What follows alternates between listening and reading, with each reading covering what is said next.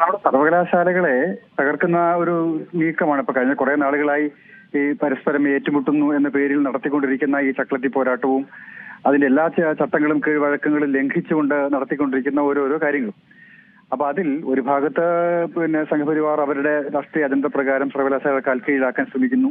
അതിനനുസരിച്ച് ഗവർണർ പെരുമാറുന്നു. അതിന്റെ അടിസ്ഥാനത്തിൽ VC പെരുമാറുന്നു. രജിസ്ട്രാർ നിയമങ്ങളും ചട്ടങ്ങളും നോക്കാതെ രജിസ്ട്രാറെ സസ്പെൻഡ് ചെയ്യുന്നു. രജിസ്ട്രാർ ആകട്ടെ ഇതേപോലെ തന്നെ ചട്ടവിരുദ്ധമായി നിരവധി കാര്യങ്ങളിൽ ഏർപ്പെട്ടുകൊണ്ടിരിക്കുന്നു. കാരണം അവർക്ക് അവരുടേതായ സംസ്ഥാന ഗവൺമെന്റിന്റെ അധികാര രാഷ്ട്രീയ താല്പര്യപ്രകാരമാണ് സർവകലാശാലകളുടെ ഭരണം നടത്തുന്നത്. അപ്പൊ അങ്ങനെ സമ്പൂർണമായ ഒരു അരാജകത്വം നമ്മുടെ സർവകലാശാലകളെ ഇപ്പോൾ കീഴ്പ്പെടുത്തിക്കൊണ്ടിരിക്കുന്നു എന്നത് ഏറ്റവും ദൗർഭാഗ്യകരമായിട്ടുള്ള കാര്യമാണ്. അപ്പൊ അത് ഇന്നലെ ഞായറാഴ്ച ദിവസം സിൻഡിക്കേറ്റ് വിളിച്ചു കൂട്ടുക അതൊക്കെ അസാധാരണമായ ഒരു കാര്യമാണ്. സാധാരണഗതിയിൽ സംഭവിക്കാൻ പറ്റാത്ത കാര്യങ്ങളാണ്. പക്ഷെ അങ്ങനെ വിളിച്ചു കൂട്ടുന്നു.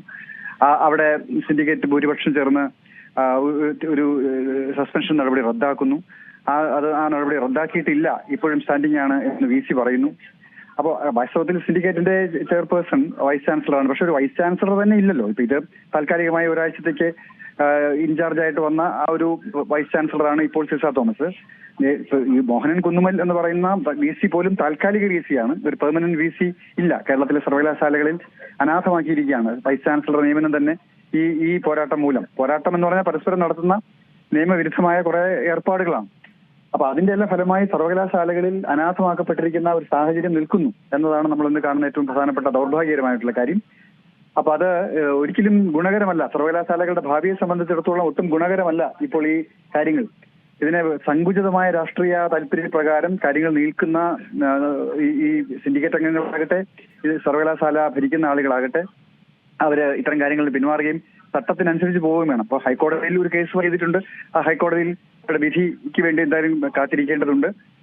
അപ്പൊ ഇവിടെ നടന്ന കേരള സർവകലാശാലയിൽ ഇതിനകം നടന്ന ചട്ടവിരുദ്ധമായ കാര്യങ്ങൾ ചോദ്യം ചെയ്യപ്പെട്ടുകൊണ്ട് നിയമത്തിന് മുന്നിൽ ചോദ്യം ചെയ്യപ്പെട്ടിരിക്കുകയാണല്ലോ.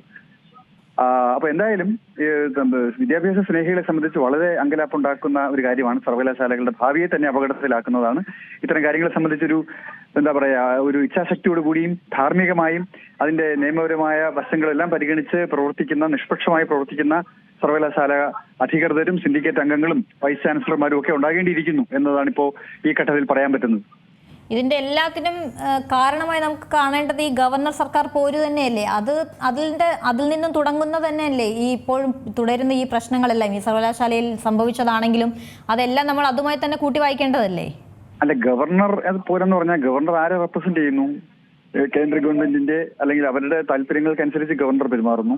ഈ പറയുന്ന രജിസ്ട്രാറും ഉൾപ്പെടെയുള്ള സിൻഡിക്കേറ്റ് അംഗങ്ങൾ ഉൾപ്പെടെയുള്ളവർ സംസ്ഥാന സർക്കാരിന്റെ രാഷ്ട്രീയ താല്പര്യപ്രകാരം അവര് സർവകലാശാലയെ അവരുടെ സംസ്ഥാന ഗവൺമെന്റിന്റെ അല്ലെങ്കിൽ ഇടതുപക്ഷ മുന്നണിയുടെ ഒരു ഡിപ്പാർട്ട്മെന്റ് ആക്കാൻ ശ്രമിക്കുന്നു. മറ്റവർ കേന്ദ്രത്തിന്റെ ഡിപ്പാർട്ട്മെന്റ് ആക്കാൻ ശ്രമിക്കുന്നു. അതാണ് പ്രശ്നം. അപ്പൊ അതിൽ ആ ഒരു റോള് വഹിക്കുകയാണ് യഥാർത്ഥത്തിൽ ഗവർണർ. ഗവർണർ പറഞ്ഞാൽ ചാൻസലർ എന്ന നിലയ്ക്ക് വളരെ പരിമിതമായ അധികാരങ്ങൾ മാത്രമാണുള്ളത്. പക്ഷെ ആ അധികാരങ്ങൾ ഉപയോഗിച്ച് സർവകലാശാലകളുടെ മേൽ കടന്നു കയറുന്നു എന്നുള്ളതാണ് അദ്ദേഹത്തിനെ സംബന്ധിക്കുന്ന പ്രശ്നം.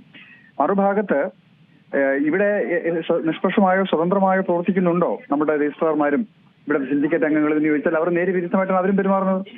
അപ്പൊ അത് രാഷ്ട്രീയമാണ് ഇതിന് പിന്നിൽ. ഇപ്പൊ ഇവർ തമ്മിലുള്ള പോരാട്ടം എന്ന് നമ്മൾ ചുരുക്കി കാണേണ്ട കാര്യമില്ല. മറിച്ച് അതിന് പിന്നിൽ ഒരു വളരെ സങ്കുചിതമായ രാഷ്ട്രീയ താല്പര്യങ്ങൾ പ്രവർത്തിക്കുന്നുണ്ട്. അത് അടിയന്തരമായി ആ താല്പര്യങ്ങളിൽ നിന്ന് സർവകലാശാലകളെ സ്വതന്ത്രമാക്കേണ്ടതുണ്ട്. സ്വതന്ത്രമായ അക്കാദമിക രംഗത്തുള്ളവരെ വേണം വൈസ് ചാൻസലറാക്കാൻ, അതുപോലെ സിൻഡിക്കേറ്റ് അംഗങ്ങളാകാൻ.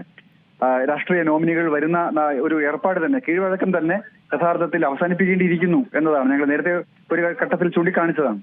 അങ്ങനെയുള്ള നോമിനികൾ വരുന്നത് സർവകലാശാലകളുടെ സ്വതന്ത്രമായ ഭരണത്തിന് സ്വയംഭരണ അവകാശമാണ് ഇതിലൂടെ തകരുന്നത്. സർവകലാശാലകളുടെ സ്വയംഭരണാധികാരം ഇതിലൂടെ തകർന്നു വീഴുകയാണ്. അതാണ് ഇതിന്റെ അന്തിമ ഫലം എന്ന് പറയുന്നത്. അതിനോട് ഒരിക്കലും നമുക്ക് യോജിക്കാനാവില്ല. ഏറ്റവും പുതിയ വാർത്തകളും വിശേഷങ്ങളും വിരൽ തുമ്പിലറിയാൻ സീ മലയാളം ന്യൂസ് എല്ലാ ഡിജിറ്റൽ പ്ലാറ്റ്ഫോമുകളിലും ലഭ്യം.